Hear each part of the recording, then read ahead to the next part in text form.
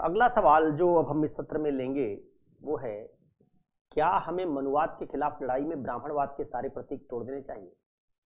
कार्तिकेय ने यह सवाल भेजा है।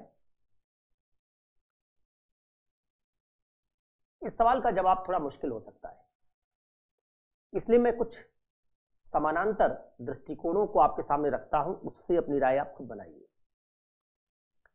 देखिए, ब्राह्मणवाद का मतलब क्या है? ब्राह्मणवाद एक तरीके का कल्चरल हेजेमनी का मॉडल है, सांस्कृतिक प्रभुत्व कहते हैं हिंदी में कल्चरल हेजेमनी को। ये जो हेजेमनी शब्द है ना, इसको पॉपुलर किया एक इटालियन नियो मार्क्सिस्ट थिंकर है, नाम है उसका एंटोनियो ग्राम्सी। ग्राम्सी ने इस टर्म को बहुत पॉपुलर किया। उसने दो तरह के हेजेमनी की बात की जो राज्य टूल के तौर पर इस्तेमाल करता है। एक का नाम दिया था उसने कोवर्सिव अपरेटस, दमनकारी उपकरण, और एक का नाम दिया उसने आइडियोलॉजिकल अपरेटस, विचारधारात्मक उपकरण। ग्राम्सी कहता है कि इन दोनों टूल से राज्य नाम की संस्था ने हमारे जीवन को कंट्रोल कर लिया है। राज्य एक ऐसी संस्था बन गई जिसने हमको दंड दे के सारे कानून अपने हाथ में ले लिए, उन कानूनों के साथ दंड जोड़ दिया, सेना खड़ी कर ली, पुलिस खड़ी कर ली, और हमारे पूरे जीवन को एक तरीके से नियंत्रित कर लिया।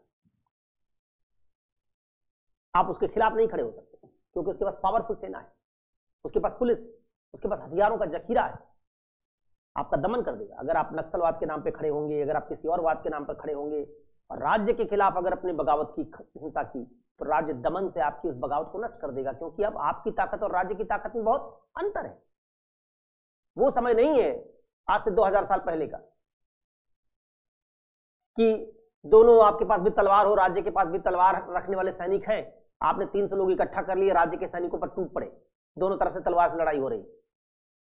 अब मामला ऐसा है कि राज्य के पास एटॉमिक बम है, आपके पास थोड़े। राज्य के पास टैंक है, आपके पास थोड़े। राज्य के पास मिसाइल्स हैं, आपके पास नहीं। राज्य के पास 10 लाख की सेना है। तो ये जो अंतर है शक्ति में, इससे राज्य की कोअर्सिव ताकत, दमनकारी ताकत बहुत बढ़ गई। ग्राम्सी ने ऐसे ही कहा कि राज्य के पास विचारधारा नाम का एक टूल है, जिससे राज्य क्या करता है, आपके दिमाग को पूरा कंट्रोल कर लेता है। राज्य ने विचारधारा पर कब्जा कर लिया है। जहां जहां से विचार आते उन सब स्रोतों में राज्य मौजूद हो गया। हमारी शिक्षा दीक्षा राज्य देगा। मैं अब ग्राम्सी की बात को अपने तरीके से समझा रहा हूं। आप एजुकेशन लेने जाएंगे, उसका सिलेबस कौन तैयार करेगा? सीबीएसई, आईसीएसई, कौन है ये? राज्य के बोर्ड से। उसमें भारतीय राज्य के खिलाफ कोई बात थोड़ी लिखी होगी। तो जगह जगह बड़े बड़े झंडे गड़े होंगे भारतीय राज्य के। 26 जनवरी की परेड होगी, 15 अगस्त को 15 लाल किले पर उसकी प्राचीर पर झंडा फहराया जाएगा। तो ऐसे हमने क्या किया है, जहां जहां से आपके पास विचार बनते हैं उन सब जगह राज्य की सर्वोच्चता, श्रेष्ठता आपके दिमाग में डाल दी। उस विचार का प्रभाव इतना ज्यादा है, जिसको आजकल आप राष्ट्रवाद कहते हैं, वैसी कुछ बात हम कह सकते हैं ग्राम्सी के संदर्भ में। ग्राम्सी ने राष्ट्रवाद के संदर्भ में ऐसी बात नहीं की, लेकिन उसका जो क्रक्स है उसी तरह का है। इससे क्या करता है, इससे राज्य बहुतायत जनसंख्या के दिमाग में अपना विचार भर देता है। बहुत थोड़े से लोग होंगे जिस बात को समझ पाएंगे, और अगर वो रिवोल्ट करेंगे, इस विचारधारा के प्रभाव में नहीं आएंगे, तो उधर तो सेना खड़ी है ही। इसी को उसने मिला जुला कर नाम दिया हेजेमनी, प्रभुत्व। ऐसा ही प्रभुत्व करने वाली जो विचारधारा हो, जो हमारे पूरे जीवन को नियंत्रित कर ले, उनके कई मॉडल हैं दुनिया में। नाजीवाद एक मॉडल है, फांसीवाद एक मॉडल है। नाजीवाद का मॉडल क्या करता है, एक जर्मन आइडेंटिटी का कंप्लीट मॉडल बनाता है कि जर्मन लोग आर्य हैं, उनका ब्लड एकदम अलग से ब्लू ब्लड है, पवित्र है, शुद्ध रक्त है, नस्ली श्रेष्ठता का सिद्धांत करता है, जो कुछ जर्मन है वो सब कुछ श्रेष्ठ है, और एक complete non inclusive hegemonistic cultural dominance का आइडिया करता है नाजीवाद। फांसीवाद इटली में ऐसा आइडिया करता है। वैसे ही उससे मिलता जुलता, उतनी डिग्री में तो नहीं, लेकिन उससे मिलता जुलता एक आइडिया ब्राह्मणवाद है। ब्राह्मणवाद का मतलब है कि हमारे पूरे जीवन हम त्योहार कौन सा मनाएंगे, पूजा पाठ कैसे करेंगे, किस भगवान को मानेंगे, हमारी नैतिकता क्या होगी, क्या सही और क्या गलत है इसका निर्धारण कैसे होगा, आप खाएंगे क्या, आप गाय का मांस नहीं खाएंगे, बकरा खा सकते हैं, आप पहनेंगे क्या, स्त्रियां सिंदूर लगाएंगी, मंगलसूत्र पहनेंगी, आप कौन सा यज्ञ हवन करेंगे, सब कुछ पूरी आपकी, जिसको ग्रामसी ने आइडियोलॉजिकल अपरेटस कहा था, पूरी ऐसी संकल्पना अगर किसी एक जगह से आ जाए तो इसका मतलब है कि वो एब्सोल्यूट किस्म का एक मॉडल गढ़ दिया गया जिसने सारी चीजों का प्रतिमान खड़ा कर दिया। ऐसी एक विचारधारा भारत में जिसने त्योहार व्रत से लेके हमारे सारे उत्सव वगैरह, हमारे पूरे सही गलत का मायने, हमारी सभ्यता और संस्कृति के सारे जितने प्रतिमान हैं, हमारे नाटक, हमारी कहानियां, हमारे किस्से, हमारी माइथोलॉजी, हमारा संगीत, हमारा नृत्य, हमारी भाषा, हमारी सोच, सबको गढ़ा उसी एक कल्चरल डोमिनेंट आइडिया को ब्राह्मणवाद कहते हैं। अब इस ब्राह्मणवाद में दिक्कत क्या है? हर इस तरह का डोमिनेंट आइडिया जो आता है दुनिया में, उसके कई सारे नुकसान होते हैं तो कुछ लाभ होते हैं। अब उसमें लाभ हानि में कौन ज्यादा है, इसी के आधार पर आप तय करते हैं कि उसका कितना विरोध आप करेंगे। जैसे नाजीवाद का बहुत विरोध किया जाता है क्योंकि उसका बड़ा नुकसान हो। क्या उसी किस्म से ब्राह्मणवाद का भी विरोध होना चाहिए? इसको लेकर राय अलग अलग है। यहां यह मत सोचिएगा कि मैं ब्राह्मणवाद को नाजीवाद से कंपेयर कर रहा हूं। यह केवल एक कॉन्सेप्ट समझाने के लिए कि कैसे कल्चरल हेजीमनी का आइडिया होता है, जिस कल्चरल हेजीमनी के आइडिया में श्रेष्ठता का एक प्रतिमान गढ़ा जाता है, संस्कृति के मानकों को गढ़ा जाता है, नैतिकता को गढ़ा जाता है, त्योहार, व्रत, जीवन शैली, खाना पीना सब गढ़ा जाता है। अब ब्राह्मणवाद के साथ जो दिक्कत है, पहले उसको समझ लीजिए। ब्राह्मणवाद के साथ दिक्कत यह है कि इसका पूरा कल्चरल मॉडल इनइक्वालिटी को प्रमोट करता है। ये नॉन डेमोक्रेटिक है, नॉन इंक्लूसिव है, समावेशी नहीं है। इसमें हर आदमी यज्ञ हवन नहीं करवाएगा, इसमें हर आदमी मंदिर में पूजा पाठ नहीं करवा सकता, इसमें हर आदमी शिक्षा देने का कार्य नहीं कर सकता, इसमें हर आदमी के पास हर कार्य करने की आजादी नहीं है। यह मॉडल चॉइसेस का मॉडल नहीं है। और आज हम मानते हैं कि हर आदमी को अपनी जिंदगी के बारे में सब कुछ खुद चुनने का हक होना चाहिए। मैं क्या खाऊंगा, क्या नहीं खाऊंगा, मैं तय करूंगा। ब्राह्मणवाद ऐसा नहीं मानता। ब्राह्मणवाद इंडिविजुअल चॉइस का मॉडल नहीं है। ये कहता आपकी पहचान है तो आप ये करेंगे, आपकी पहचान है तो आपके ये इंटाइटलमेंट्स होंगे, ये अधिकार होंगे और आपको ये करना पड़ेगा। और इसमें असमानता है। एक वर्ग है जिसके अधिकार सबसे ज्यादा, इंटाइटलमेंट सबसे ज्यादा, उससे नीचे दूसरे के इंटाइटलमेंट उससे थोड़े कम, तीसरे वाले के इंटाइटलमेंट उससे थोड़े से कम, चौथे वाले के पास प्राय इंटाइटलमेंट है ही नहीं, हकदारियां है ही नहीं। इसलिए ये एक तरीके का हायरार्की वाला मॉडल है, श्रेणी क्रम है, इसमें प्रभुत्व है, डोमिनेंस है। और जहां प्रभुत्व होता है, डोमिनेंस होता है, असमानता होती है, श्रेणी क्रम होता है, वहां शोषण होता है। इसलिए इस मॉडल में शोषण भी है। इस मॉडल में डेमोक्रेटिक भागीदारी नहीं है। सब लोग हर संस्था में नहीं भागीदार बन सकते। जैसे लोकतंत्र में आज हम मानते हैं कि संसद, विधायिका, नौकरी, सब जगह प्रतिनिधित्व होना चाहिए जनसंख्या के अनुपात में। ये ऐसा मॉडल नहीं है। इसलिए अगर आप लोकतंत्र के पैमाने से, समानता के पैमाने से, न्याय में सामाजिक न्याय के पैमाने से ब्राह्मणवाद को टेस्ट करेंगे तो ब्राह्मणवाद के बहुत सारे प्रतीक आपको खारिज कर देने चाहिए। लेकिन अब दिक्कत समझिए क्या है। दिक्कत यह है कि जब हम किसी ऐसे मॉडल को खारिज करने की बात करते हैं तो आज हमारे पास उस मॉडल में चूंकि हम जीते आ रहे हैं और उसकी तमाम चीजों को हम बहुत सारे लाभों से भी जोड़ चुके हैं, उसका हमारे पास रिप्लेसमेंट और ऑल्टरनेटिव नहीं होता। जैसे ब्राह्मणवाद में असमानता है लेकिन उसमें खूबसूरत संगीत भी है, मेलाकर्ता का पूरा मॉडल है उसका, दक्षिण भारतीय जो शास्त्रीय संगीत कर्नाटक शैली का है वो पूरा मौजूद है उसमें। उसमें शास्त्रीय नृत्य है, कथकली है, कुचिपुड़ी है, ओडिसी है। ये नृत्य रातों रात तैयार नहीं हो सकते। आपने पिछले 100 साल में कोई नया नृत्य भारत में तैयार नहीं किया है। तो जब 100 साल में आप कोई नया नृत्य नहीं गढ़ पाए, 200 साल में नहीं गढ़ पाए, तो जो हजारों साल से हमारे पास नृत्य मौजूद हैं, जिनमें उस नृत्य की पूरी थीम ब्राह्मणवाद से आती है, क्योंकि धर्म से आती है। ओडिसी, कथकली, कुचिपुड़ी, भरतनाट्यम, इनका संबंध धर्म की कहानी और कथाओं से है। उनका बैकग्राउंड थीम वही है। तो आप ब्राह्मणवाद के सारे प्रतीकों को नष्ट करेंगे तो क्या शास्त्रीय नृत्य नष्ट कर देंगे? क्या आप पूरा लिटरेचर नष्ट कर देंगे?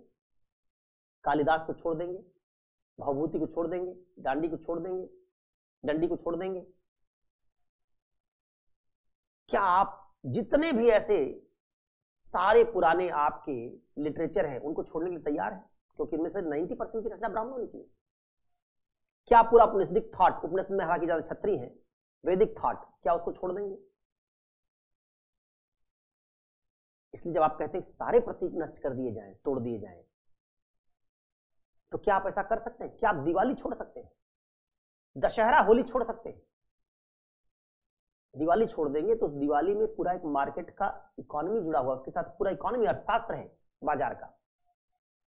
दिवाली जब आती है तो बहुत सारे लोग दिया बनाने से लेके पटाखा बनाने और मोमबत्ती बनाने, तमाम तरह के कामों में लगे हुए। और उस काम में लगे हुए लोगों में बहुत सारे लोग कौन से हैं? जो निचले वर्गों से आते हैं। उनके लिए दिवाली कमाई का एक सुनहरा अवसर है, उनके लिए रोजगार जनरेशन का एक अवसर है। क्या आप उस दिवाली को रिप्लेस करके कोई नया त्योहार रातों रात ले आ सकते हैं? दिवाली सब मनाते हैं, ब्राह्मणवादी प्रतीक तो ये भी है। देखिए, जो ऐसे तमाम तरह के प्रतीक गढ़े गए ना, जिनमें मैं त्योहारों को भी प्रतीक कह रहा हूं, नृत्य है वो भी एक तरह का उनका उसी का मैनिफेस्टेशन है। ये सब तब गढ़े गए जब हमारे पास खूब समय था, लोगों के पास खूब समय था, अभिजात्यता थी और कोई काम नहीं था तो केवल पढ़ने लिखने में लग गए। जब जिंदगी में आदमी को केवल एक काम करना पड़ता है तो एक्सेलेंस पैदा होता है, उत्कृष्टता पैदा होती है। ब्राह्मणवाद में उसकी तमाम खराबियों के बावजूद एक्सेलेंस पैदा करने की क्षमता थी, क्योंकि लोग, अब ब्राह्मण क्या है, केवल लिखने पढ़ने में लगे हुए। तो लिखने पढ़ने में उन्होंने जिस कैटेगरी का लिटरेचर तैयार कर दिया, महाभारत जैसा ग्रंथ जो रच दिया, आज आपका बड़े से बड़ा लेखक उस लेवल का कोई ग्रंथ नहीं तैयार कर सकता। उन्होंने जिस तरह के नृत्य गढ़ दिए, आज आपके बड़े से बड़े नर्तक उसका रिप्लेसमेंट बनाकर उससे बेहतर नृत्य नहीं गढ़ सकते। समय नहीं, क्योंकि आज आदमी जिंदगी में क्या करता है, एक काम नहीं कर सकता। आप अपनी रोजी रोटी भी चलाएंगे, कमाएंगे भी, ईएमआई भी भरेंगे, मकान भी खरीदेंगे, बिजली का बिल भी भरेंगे, बीमा भी करवाएंगे, बच्चों को पढ़ाने की फीस भी जुटाएंगे। जिंदगी में स्ट्रगल करेंगे तो आपका समय कम है। आपको जितनी चीजें जिंदगी में जुटानी, उनकी सूची बड़ी लंबी है। कार खरीदना है, घर बनवाना है, बीमा करवाना है, बच्चे को पढ़ाना है, तो आपकी जिंदगी का बहुत बड़ा समय इसमें चला जाएगा। तो आपके पास किसी एक काम में लगाने के लिए समय बहुत कम है। इसलिए आज की मार्केट इकोनॉमी में अब आप लिटरेचर में,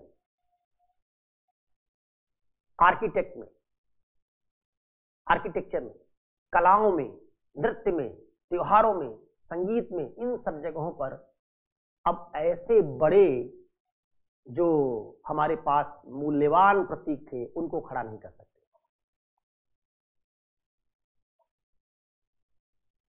तो अगर आपको ये सब चाहिए तो सारे प्रतीक तोड़ने के बजाय ब्राह्मणवाद में उन प्रतीकों को तोड़ने का काम करना चाहिए जिन प्रतीकों का संबंध इनइक्वालिटी और नॉन डेमोक्रेटिक या नॉन इंक्लूसिव आइडिया से है। बाकी प्रतीकों को जो हमारे साथ घुल मिल गए हैं उनको स्वीकार कर लेना चाहिए। जैसे भारत में अंग्रेजों ने राज किया, मुगलों ने राज किया, कुछ इस्लामिक आक्रमणकारियों ने भी राज किया। मुगलों की तरह सारे लोग भारत में भारत को अपना राज्य मान के शासन करने नहीं आए थे, कुछ आक्रमणकारी भी शुरुआत में आए दिल्ली सल्तनत के समय, उससे पहले। लेकिन उन्होंने कोई चीज बनवा दी, कुतुब मीनार बनवा दिया, फलाना बनवा दिया, तो भारत का प्रतीक है ना भाई, उसको आप तोड़ थोड़े देते। ब्रिटिशर्स ने जो तमाम ढांचा गढ़ा, आपका कानून से लेके आईपीसी सीआरपीसी से लेके आपकी संसद वगैरह सब उन्होंने बनाया, क्या आप तोड़ देते हैं क्या? ब्रिटिश लोगों ने हमको गुलाम बनाया और हमारे साथ सबसे ज्यादा समतामूलक व्यवहार किया। लिख दिया कि कुत्ते और भारतीय नहीं आ सकते पार्क में, कुत्ते की तुलना में हमको हमारे साथ ट्रीटमेंट किया, कुत्ते जैसा ट्रीटमेंट किया। लेकिन फिर भी अंग्रेजों के जाने के बाद हम अंग्रेजों की सारी बात छोड़ने के लिए तैयार नहीं, उल्टा अंग्रेजों की भाषा में ही पढ़ रहे हैं। अंग्रेजी हमारा सबसे डोमिनेंट मीडियम है पढ़ाई लिखाई का। फिर आप कहें कि ये संस्कृत तो ब्राह्मणों की भाषा, इसको पूरा छोड़ दो, तो फिर इस तर्क से तो अंग्रेजी भी छोड़ देनी चाहिए। इस तर्क से तो जितनी चीजें अंग्रेजों को गढ़ी हुई सबको छोड़ देना चाहिए, क्योंकि गुलाम बनाया था हमको। तो भारत को अंग्रेजों ने गुलाम बनाया और हमारे मन में अंग्रेजों के प्रति उस किस्म की घृणा नहीं है, बल्कि उसमें जो गुलामी के प्रतीक है उनको छोड़ने की बात की जाती है और ग्रेजुअली कहा जाता है कि उससे हम बाहर निकलें गुलामी की मानसिकता से। ठीक वैसे ब्राह्मणवाद के प्रतीक तोड़ने के संदर्भ में भी आपको इसी तरह की रिव्यू की जरूरत है कि अगर यही एक तर्क सही है तो फिर तो जैसा अभी मैंने कुछ देर पहले कहा था कि फिर तो स्त्रियों को सारे पुरुषों के सारे प्रतीक तोड़ देने चाहिए, स्त्रियां विवाह करने से मना कर दें, क्योंकि तो पितृसत्ता का प्रतीक है। विवाह परिवार स्त्रियों ने नहीं गढ़ा है, विवाह के सारे नियम, विवाह की पूरी संरचना पुरुषों द्वारा बनाई गई। विवाह छोड़ दें, स्त्रियां कहते हैं विवाह करेंगे नहीं, लिव इन में रहेंगे, बच्चा नहीं पैदा करेंगे, उसका हमारा करियर खराब होता है उससे। हम भी समानता चाहते हैं और समानता के लिए जरूरी है कि हम संतान पैदा ना करें, क्योंकि संतान पैदा करने के बाद उसकी परवरिश में हमारे जीवन का एक बड़ा हिस्सा चला जाता है। क्या स्त्रियां इस तरह की एब्सोल्यूट समानता मांगेंगी तो आप दे पाएंगे?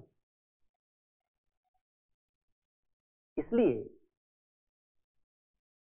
एक टाइम फ्रेम में कई बार जब हम रिएक्शन में किसी चीज का जब आप गढ़ रहे होते हैं, क्योंकि हमारे मन में गुस्सा ज्यादा होता है, तो हम कई बार किसी एक विचारधारा के प्रति बहुत ज्यादा पूर्वाग्रह बना लेते हैं और उसकी हानियों को उस पूरी विचारधारा के मूल्यांकन का एकमात्र पैमाना मान लेते हैं। किसी विचारधारा का मूल्यांकन करते समय उसकी हानियां और लाभ दोनों देखे जाने चाहिए।